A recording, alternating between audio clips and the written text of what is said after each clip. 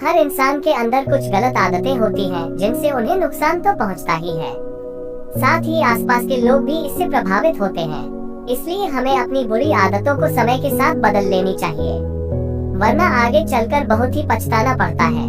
ऐसी ही एक लोक कथा प्रचलित है। तो हम आपको एक कहानी के बारे में बताने जा रहे हैं, जहां एक पिता अपने बेटे के बुरी आदतों से परेशान है। एक लोक कथा के मुताबिक एक पिता अपने छोटे बेटे की बुरी आदतों से बहुत परेशान था। वह कई बार अपने बेटे को समझा चुका था, लेकिन बच्चा हर बार यही कहता था कि वह जब बड़ा होगा तब वह सारी बुरी आदतें छोड़ देगा। कुछ दिनों बाद गांव में एक संत आए। संत बहुत ही सरल स्वभाव और विद्वान थे। संत से जो भी मिलने आता था वह उससे आसानी से मिल लेते थे और उनकी समस्याओं का निराकरण करते थे। जब पिता को संत के बारे में पता चला तो वह भी उनसे मिला और अपने बेटे की समस्या बताई।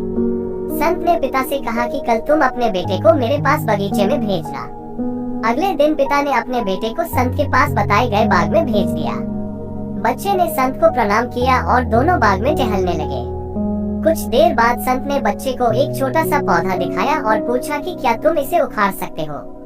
बच्चे ने कहा कि ये कौन सा बड़ा काम है, मैं इसे अभी उखाड़ देता हूँ, और बच्चे ने पौधा उखाड़ दिया। थोड़ी देर बाद संत ने बच्चे को थोड़ा बड़ा पौधा दिखाया और उसे उखाड़ने के लिए बोला। बच्चा खुश हो गया, उसे ये सब एक खेल की तरह लग रहा था।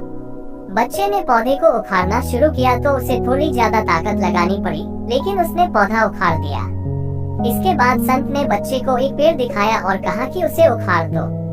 बच्चे ने पेड़ का तना पकड़ा, लेकिन वह उसे हिला भी नहीं सका।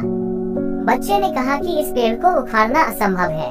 संत ने बच्चे से कहा कि ठीक इसी तरह बुरी आदतों को जितनी जल्दी छोड़ देंगे उतना अच्छा रहेगा।